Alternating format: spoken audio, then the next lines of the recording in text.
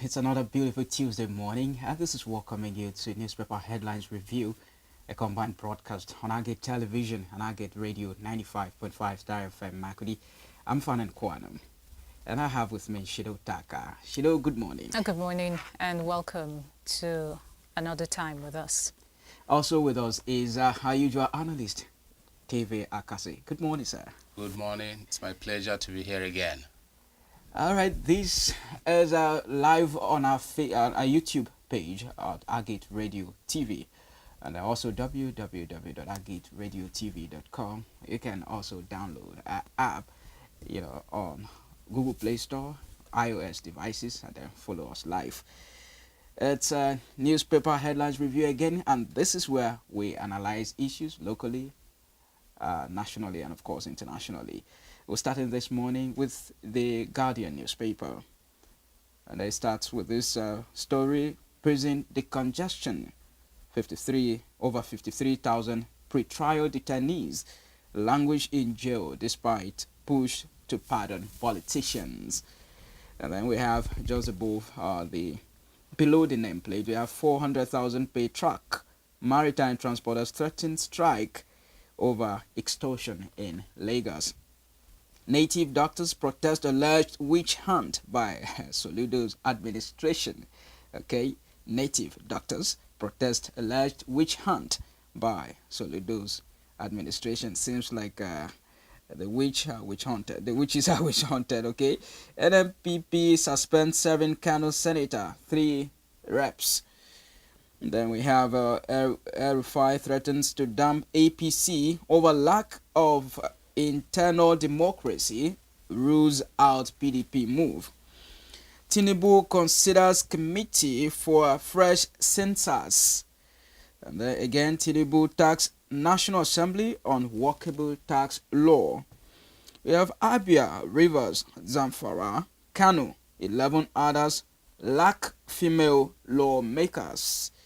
Ayedetiwa takes oath of West 3 million addicts in Kano State. So these are the issues here. We have the biggest of them, prison decongestion. Over 53,000 pre-trial detainees languish in jail despite push to pardon politicians. These are politically exposed persons that are standing 1 or 2 trials in custody. And then people are beginning to, of course, colleagues are beginning to raise alarm that we have these people have long overstayed in pre-trial and then in prison, in custody.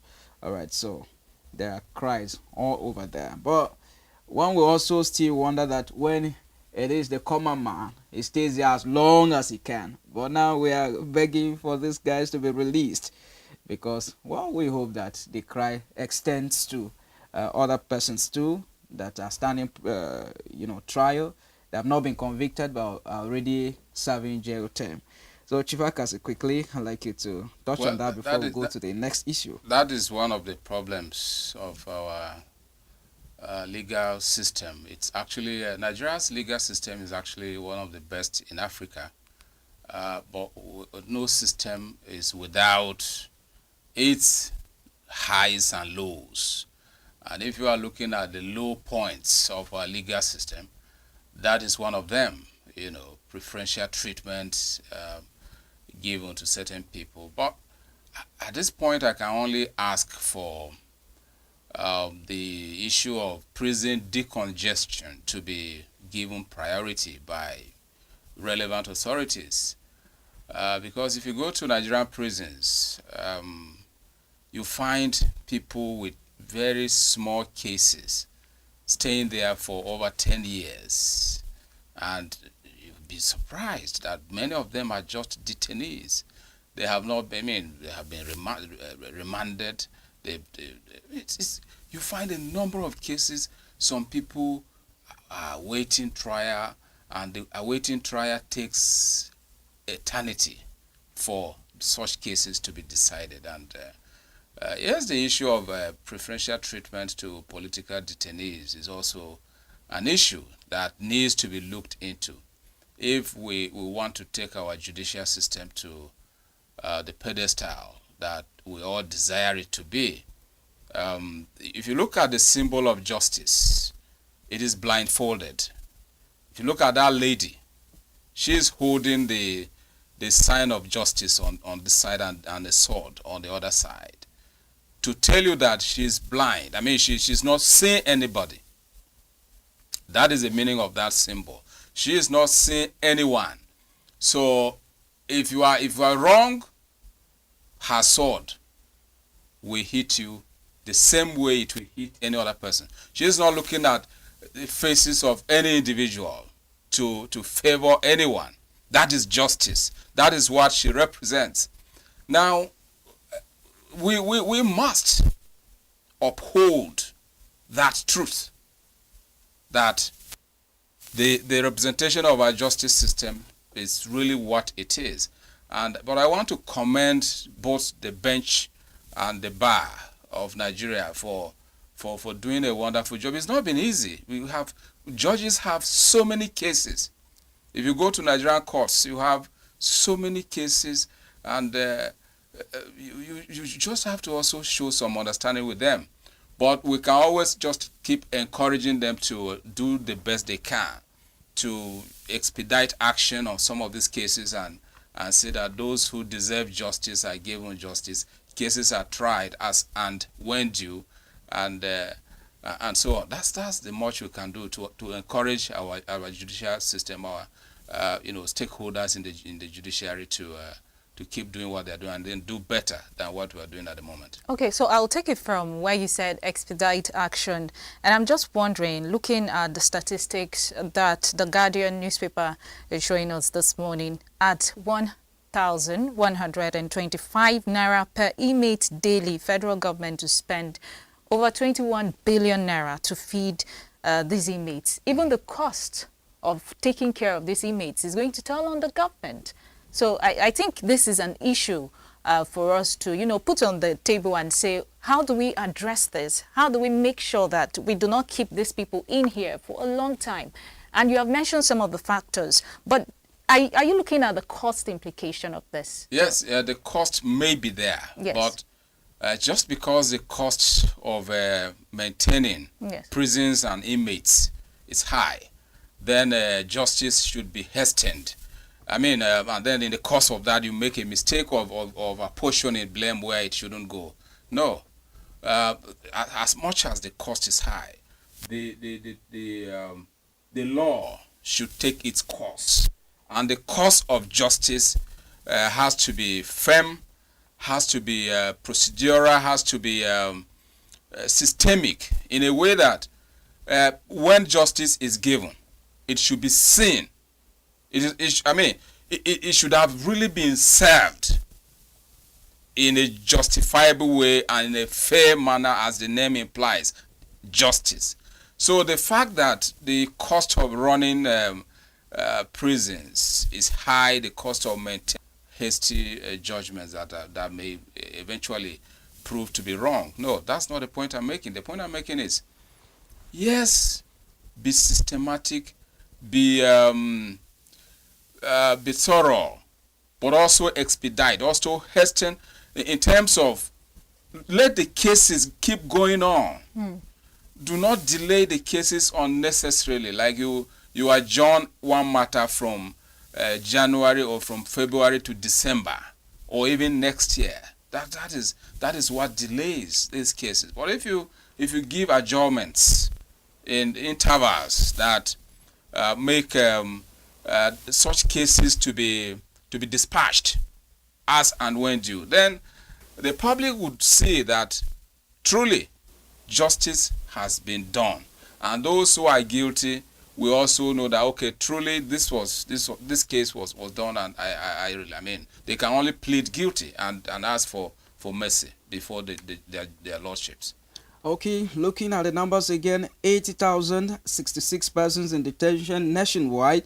Only 34% or 26,841 have been convicted and serving jail terms. And then the numbers are there according to Port Harcourt, Enugu, Kuje, Suleja, Lagos, and there and then. So we do hope that the judgment or justice will be expedited, yes. like you said. All right, we'll move to the next story now, which is El-Rufai threatens to dump APC over lack of internal democracy, rules out PDP.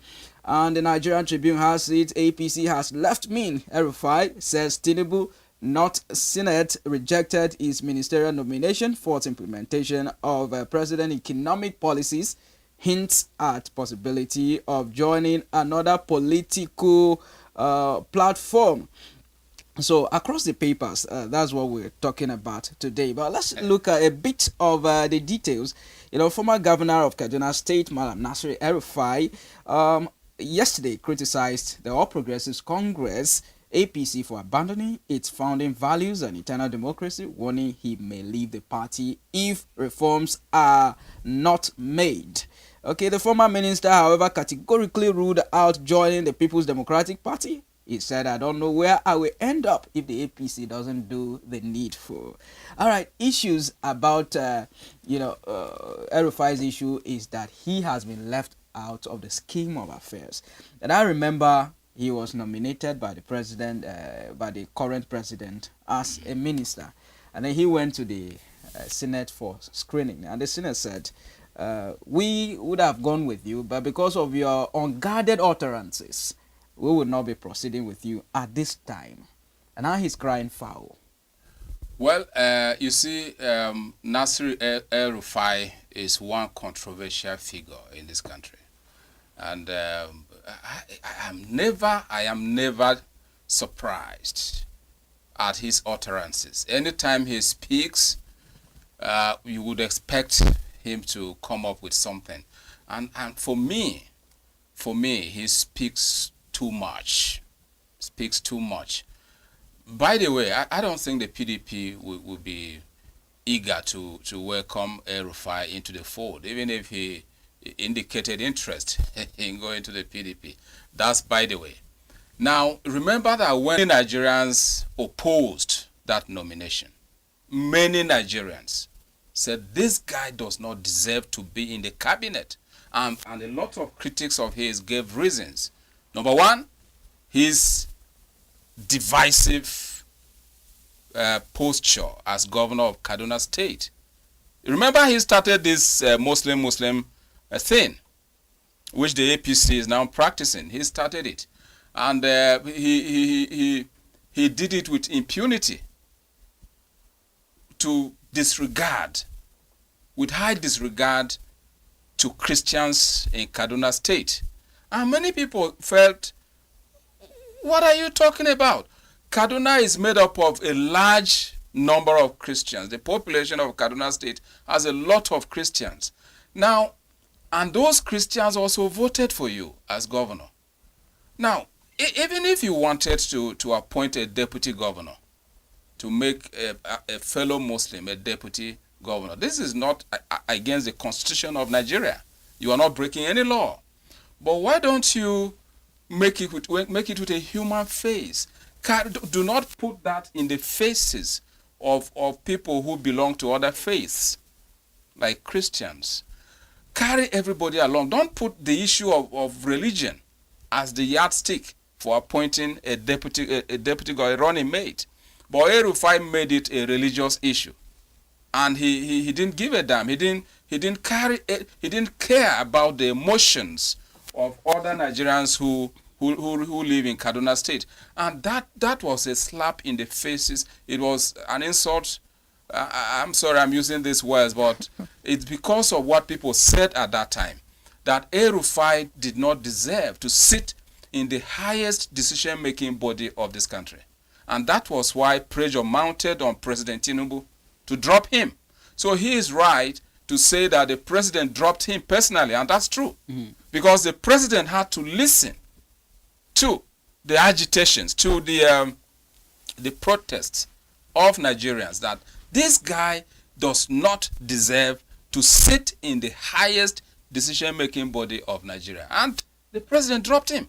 So if he is coming out today to say that, it wasn't the National Assembly, it was the president, yes, it was the president. The president has the power to appoint and fire. As far as Nigeria's federal appointments, shortly after he was dropped as ministerial nominee, he began to attack the president. He went to the press and spoke a lot of things and even said that they will fight back. I don't know who he was referring to. We will fight back. And now, if he is saying he has been left behind by the APC, I am not surprised. I am not surprised. By the way, people have been saying he's one leg out of APC.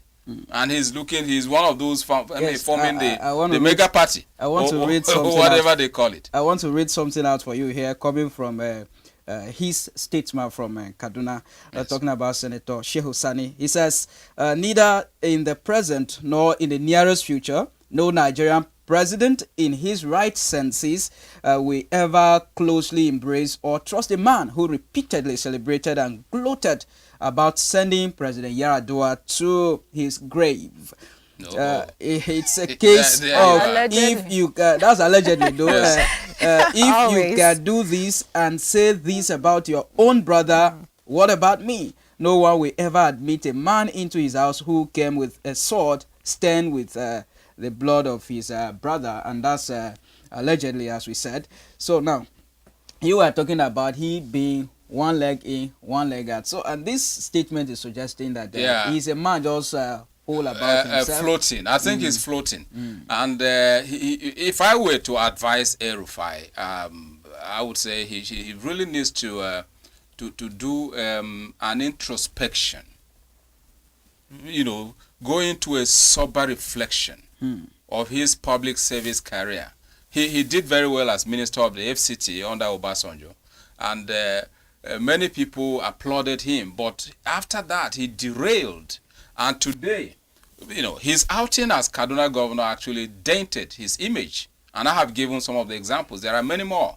People even accused him of not protecting the people of Kaduna State when herdsmen were attacking people there, especially in southern Kaduna. He was indicted in some of those atrocities. And he came out to admit that he paid the herders to stop killing people, which means he knew something about them. Now, and he was also accused as one of those who you know, let me not go into some of those details. But sincerely, if I were to meet Governor El-Rufai one-on-one, I would tell him, sir, I think you have served Nigeria a lot as former minister, as former head of public private enterprises bureau, as governor of Kaduna State. I think you should take a break. You should take a break and stop talking too much. You are overheating the polity. Nigeria doesn't deserve. We're having a lot of challenges now, economic and security-wise. Nigeria needs all hands on deck. And whoever is in charge of this country, we need to give that person the support to succeed. It is governance. Now, El-Rufai needs to take a step backwards, and look at his outings, and if need be, apologize to Nigerians in some of his utterances. I think the governance entered his head when he was governor of Kaduna State, and he made a lot of mistakes. Was it even mistakes? Now, that's what he needs to do. Take some step back, look at his life, apologize where necessary, and move on. If he's coming back to politics, he should come back to politics at a later date. As Not a now. reformed, Yes. reformed person. All right. Next is we have other issues here. Abia, Rivers, Zamfara, Kano, 11 other like female lawmakers. Okay, we have Ayedatiwa takes oath of office, pardons for the 3 inmates at inauguration. Tinubu considers committee for fresh census. We'll look at that in the subsequent papers. Right now, I'd like to hand over to Shido to drive us into the Okay, other papers. our next paper this morning is the Nigerian Tribune, and this morning what we just finished talking about is the banner headline, APC has left me, El-Rufai. And then we also have stories on the tax reform bills, future of Nigeria. According to the Senate President, the tax reform bills is a future of Nigeria. And then PDP court orders INEC to stay action on Anyanwu's sack at Debanjo for burial. And we also have Ayedatiwa sworn in as Ondo governor. Please begin probe as residents claim 22 killed in Edo clashes. And then Oshun APC local government chairman give workers ultimatum to resume. Accuse Adeleke, Makinde, Bala Mohammed of igniting crisis. They lack power to intimidate, threaten workers, says NLC TUC. APC only interested in burning down Oshun, says Adeleke spoken forth in Oshun. But let's start with the tax reform. We are always talking about this, and it's there again. And this time the Senate president says that it is the future of Nigeria. And he also noted that not up to 30% of Nigerians pay tax. So much to say about the tax reform bills, but we're here again today. Shido, I don't know where the Senate president got his statistics about only 30% of Nigerians paying taxes. Yes. Less than. I'm happy that the NLC and other groups have come out to take him on, and challenge him on that statement. I don't think he was correct, because how do you get the figure of even if you look at labor, if you are looking at taxation in the physical form of it, like payee, right? Yes. Federal government workers, state workers, take their statistics at the federal level and across the states, you will find a huge population of Nigerians. Almost all the states have at least 25,000 workers. Almost all of them. Now, if you take 36 states, including Abuja, which makes it 37, and you look at the federal civil service, you are not looking at the military yet, just the federal civil service. You are not looking at other parastatals, other organizations of federal government. You have a huge number of public servants. That's, I'm looking at only pay as you earn. Yes. Now, Nigerians pay taxes in different forms. I am using a telephone today. Anytime I make a call, money is deducted from my account, from my airtime. I mean, money is deducted because what we pay there is money. The airtime is money. So if you make a call, the telecom company is deducting something from you. If you make a bank transaction, you are charged for even if it's an ATM transaction. If a POS, they are charging you. These are taxes. So if you go to some shops, you buy something, you are asked to pay tax. You pay VAT. Yes, you do. So if you are saying only 30% of Nigerians are paying taxes, I don't think that is correct. And Mr. Senate President, I'm sorry, he's wrong. Okay. He's wrong. So good to see Labour come out to dispute what Mr. Senate President said. That, look, you don't have to look at Nigerians the way you are looking at it. Many people are paying taxes. If you go to communities, local markets, local government revenue officers are moving from one shop to another, collecting taxes. Yeah. That's taxation. So I don't know what the Senate President meant when he said only 30% of Nigerians. And he has more words, though. Yes. He noted that the misconceptions and fears about the bills are spread mostly by people or groups that hardly read the provisions. Who do not read. Who do not read. He says read. And then he said that the 4 bills, some leaders, in quotes, quoting him, he said the 4 bills, some leaders and elders have never read them. They only rush to the television to make comments. Well, but on that note, I won't argue so much with the Senate President. Some people have not read the bills, the tax reforms that the current administration is trying to implement. That's true. But some of us have aspects of those bills that are good. For instance, the personal identification tax. What do you call it? Personal income tax, rather. Yes. The personal income tax, and so on. Those are because anyone who is not earning up to, I think, 65,000 or so, or is it 80,000, will be exempted from taxation. That's beautiful, which means that only people who are earning much will be paying taxation. That's a good note. That's on the good side of the bills. And when the negotiations went on, and eventually the derivation was dropped from 60% to 20% and so on, another good point. So yes, I agree that some people actually need to take copies of those bills and go through them, and they will be better informed to argue whether the bills are good for Nigerians or not. But the aspect I disagree is what I've already said. Yes, that the Senate President doesn't need to look at that small number of Nigerians who are paying taxes. No, many Nigerians, in fact, almost all Nigerians are paying taxes. One way or the other. Yes. All right. Okay. By the way, the public hearing which commenced yesterday is still ongoing in Abuja. It will continue this morning with stakeholders there deliberating, for Nigerians to know exactly what is there.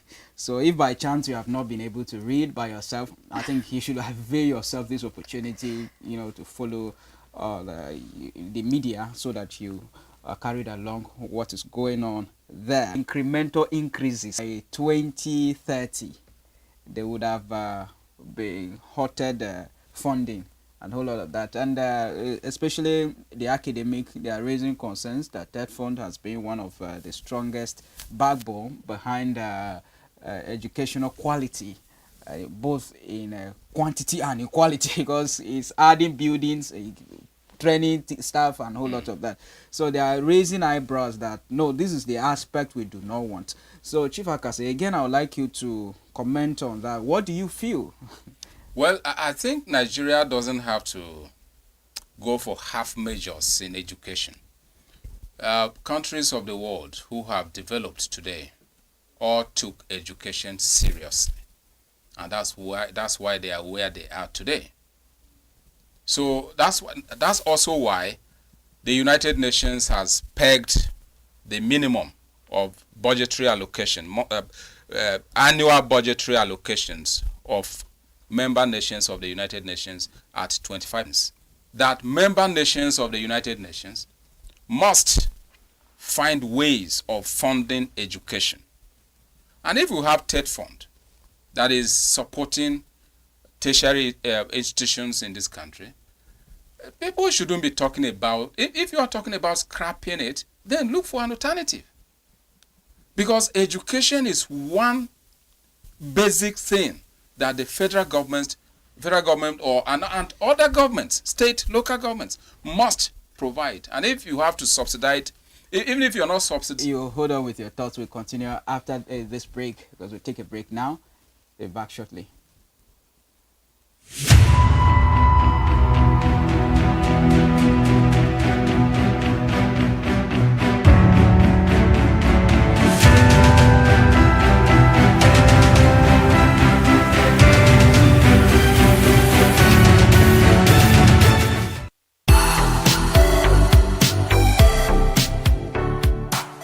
Keep watching Agate Television. Keep watching Agate Televisions. Big shout out to Agate Television, Sky's your limit.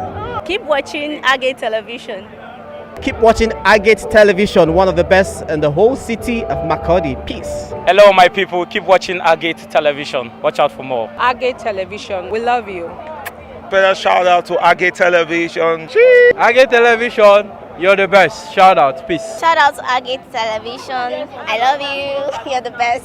Best channel, all the fun, the live shows, the best of the best you can get. Agate TV, one of the best rising televisions in North Central Nigeria, which everybody should actually look out for.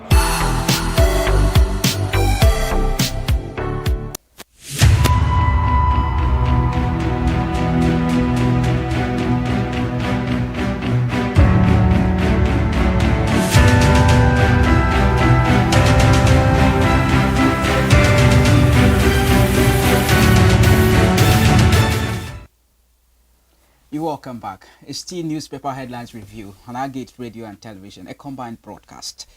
Well, just before we took that break, Chief Akase was talking about scrapping TED Fund, as part of the incremental increases in the tax reform bills.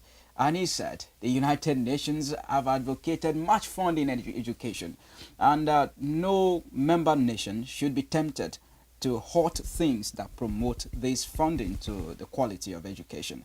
So Chief Akase, you would like to add? Absolutely. Because any country that does not develop its education sector is heading for doom. The future will be bleak.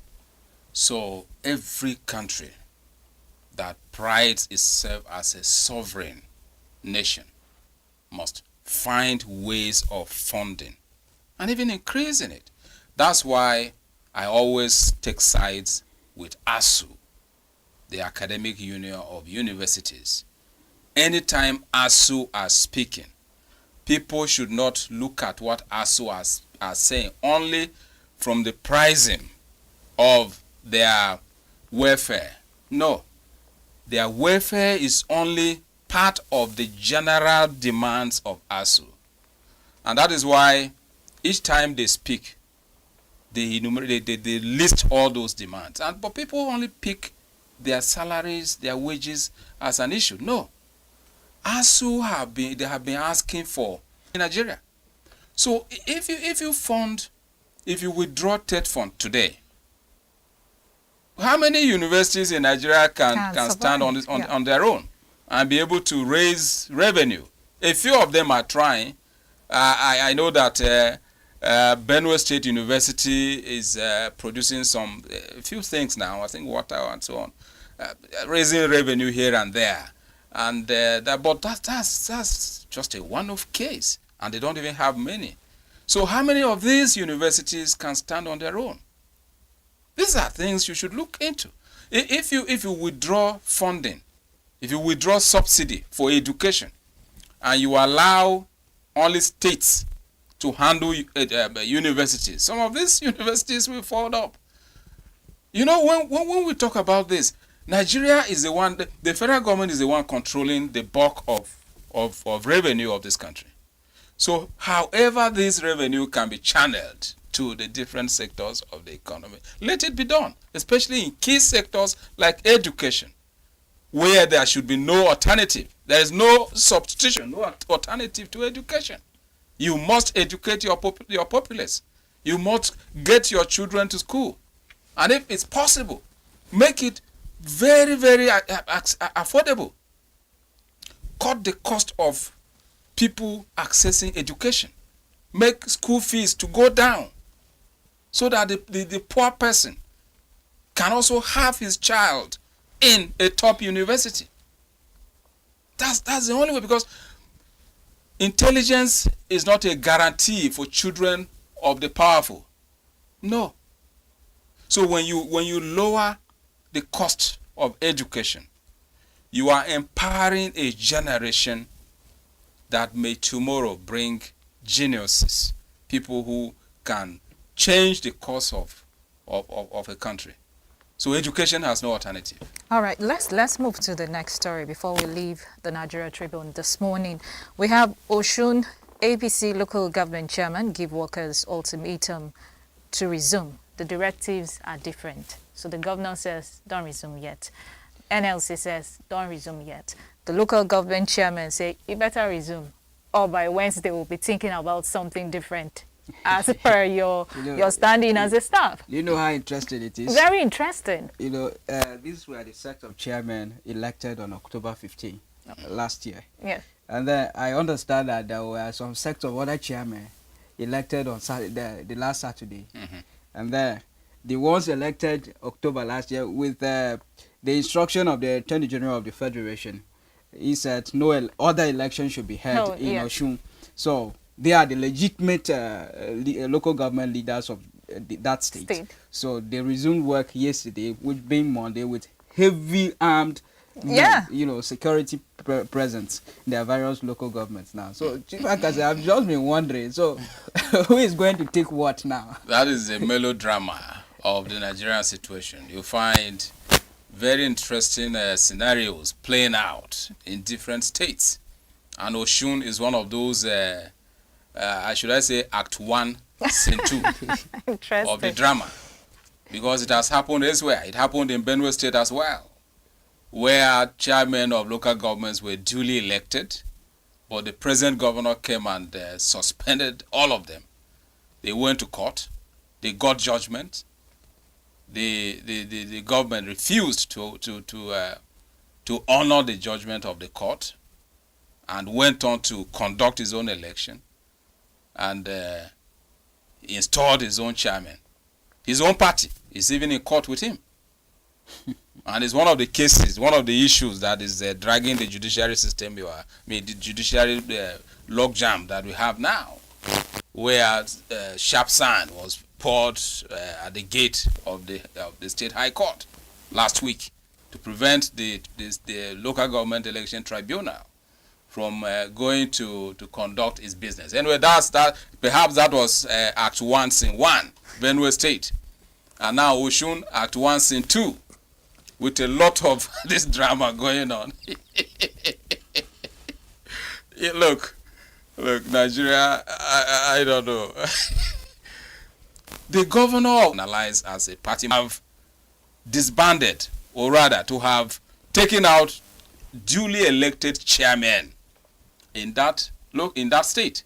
He was wrong. The law is that these people were duly elected and they were in office. So why come and send them out and you want to bring in your people? Who says you cannot lure some of these people to cross over to your party? Of course, many of them will. Which local government chairman wouldn't want to work with a governor? Because you are before the autonomy came, all the monies for local governments were in the hands of state governors. So every local government chairman will naturally want to play along. I mean, to be in the good books of his state governor. But I don't know what some of these governors think. Who advises them, I don't know. That they come in because this person is not of the same party with his stance condemned, as far as I'm concerned. Okay, we still find people defaulting it, like the case of Osho, the number one law enforcer or interpreter. Let's use that word. That's chief the law AGF. officer, chief security officer. Chief law officer of the state of the federation. Of the federation. Yes. He gave this directive that election should not hold, and he still went ahead to hold. So I was just thinking that even if the law gives order and they are not obeyed, where then do we go from here? It's wrong. And countries which have succeeded and ascended to heights in this world means if you do not respect court judgments, then there is anarchy. That's what it is. So it's wrong. Our authorities, whether they are governors, whether they are presidents, whoever they are, must learn to respect court judgments. Even if you are not comfortable with a court judgment, the best thing to do is to appeal. If the court of first instance, maybe a high court, a magistrate or a high court or a federal high court, gives judgment and you are not comfortable, the next thing to do is, the best thing to do is to appeal that judgment. We have court of appeals in all the states of this federation. You go to appeal, and if you are not satisfied, if the appeal court also gives judgment against you, you have the final court, which is the Supreme Court, to go there. Governor Adeleke will also argue that he took a court order. He took a court order. So you see, Court A gives an order that election should not hold. Court B gives another order that election should hold. Don't you think the judiciary is contradicting itself? That is where it gets worrisome, and our judiciary needs to coordinate itself. I talked partially about that earlier on, that their lordships, the justices, need to begin to coordinate their verdicts in line with the provisions of the laws, so that we avoid this issue of one case having baffling. It's really baffling. I don't know when this is going to stop, but I can only appeal that their lordships, whether a contradictory judgment, is not good enough. Our judges and even the lawyers should help their lordships. They should help the judges to to give judgments that can stand the test of time by helping them to interpret the laws properly, irrespective of whether they are going to lose. Because even if you lose a case, but you also recognize the fact that justice was done.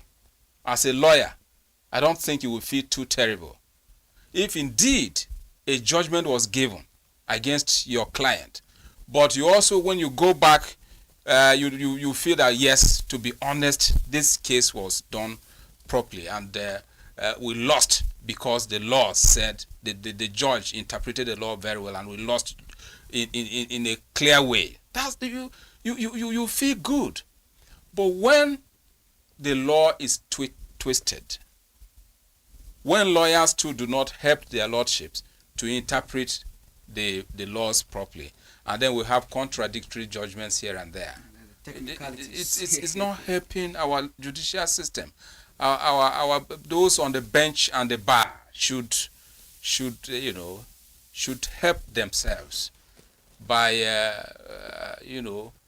doing peer reviews. We have peer reviews. When they meet in their fora, they should have peer review mechanism that will be able to stamp out some of these incidents that we have here and there. That one person goes to court A, gets a judgment, another person goes to court B and gets a contradictory judgment. This is not sounding so well. It's not a good commentary on the judiciary system of Nigeria.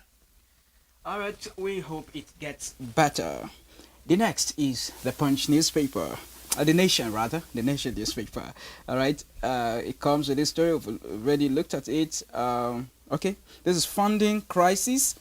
Improper planning hinders census. That's the banner headline. Funding crisis, improper planning hinders census. President raises panel to rev up plan. Less than 30% of Nigerians pay tax.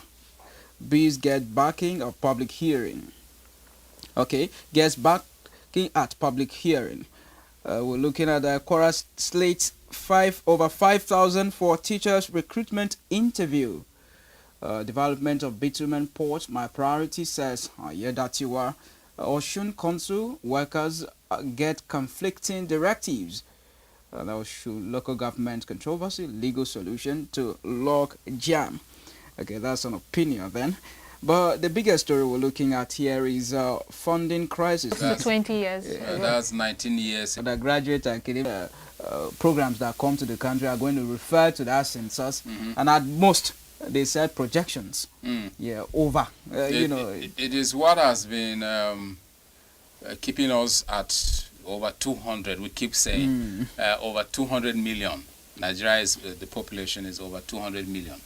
And I will not be surprised if at the end a census is carried, the head count is carried out, and Nigeria hits 300 million. I'm telling you. Or even beyond that.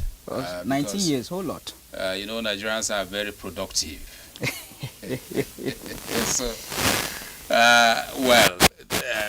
Census is supposed to be done every 10 years. So it was supposed to be done in 2016, right? Yes. That was when the next census after 2006 was supposed to be done. It wasn't done. But we are hoping that this time President Tinubu will eventually get it done. Almost towards the end of Buhari's tenure, it was looking like another census would be done, but it wasn't. Yes, it wasn't. I remember. I also registered to be an enumerator. So in the end, it wasn't done, and I am also hoping and wishing that when the census is eventually carried out, Nigerians should be sincere. If we are sincere, this issue of resource control, this issue of federal allocation, census figures, because people know that it's used, some people indulging in unwholesome practices, malpractices to get. Who are these people? No, I don't know them. I don't know them. But remember that census has not been done in the last 19 years. So even if you act, some of those people some have retired, long retired. So I'm just saying, speaking on a general note, that when it comes to census, let us be sincere. Even if you are not so big in population in your state, you would have other advantages. A state like Bayelsa is very small in population. Bayelsa, I don't know if they are up to 1 million now. In those days, Bayelsa, the population, it was very small. Now, but Bayelsa, God has given Bayelsans an advantage, a comparative advantage in terms of resources. Bayelsa is one of the oil-producing states. So they have that advantage of 13% derivation, which is even going to increase at the end of the bills, the tax reform bills. Now, that is the advantage Bayelsa has. So Bayelsa people do not necessarily need to try to influence census figures. God has blessed them. Some other states too have their own advantages. We in Benue, we have food as our comparative advantage. So even if we do not get as much money in terms of population like Kano State, which has more people, our comparative advantage in terms of contributing to the GDP, gross domestic product of Nigeria, should give us an advantage, and that should metamorphose into increased allocation for Benue State. So we may not need to do more than necessary to be able to. Already Benue people are many. I think we should be getting to 8 million now. The last time the estimate was about 7-point-something million Benue people. We should be hitting 8 million. But by the end of the census, I believe we'll know the figures. But so President Tinubu is on the right path on this matter, and I hope that at last the census will be conducted. So he should. I will encourage the federal government to do all it can to get the census done as quickly as possible.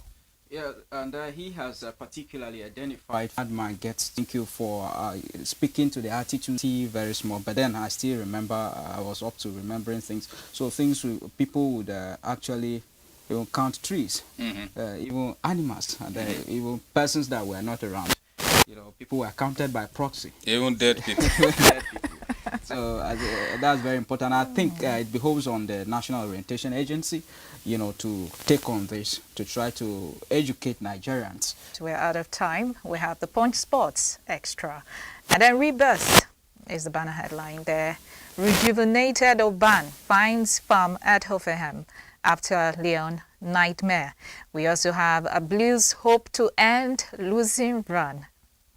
Arsenal ponder De Jong chase, that is, and then Madrid deny Van Dijk move, or Simon caged as Fenerbahce hold Gala. Now the rebet, we're talking about Gift Oban, finds farm at Hoffenheim. I am one of his fans, and I have been talking about him in my podcasts. I love to watch Gift. He had challenges when he was with Lyon, Olympique Lyon of France. Yes. But since he crossed over to Germany, to the German Bundesliga, and is playing for Hoffenheim, he has really, what the caption is correct, he has rediscovered his form, and he has been firing in almost their last I know that in the last 2 matches he has scored very crucial goals for Hoffenheim, and that's why yesterday I was talking about he should be invited to the Super Eagles of Nigeria.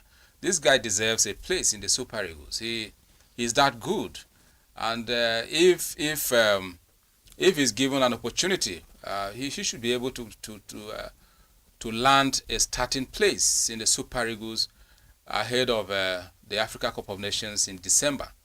Although he will have challenges trying to bench the likes of Ademola Lookman, the likes of Victor Osimhen, and the other guys. But he should be one of our strikers going into the Africa Cup of Nations at the end of this year, because you don't need just 2 strikers. You need as many as 4-5 strikers who are at the top level, if you want to be crowned African champions.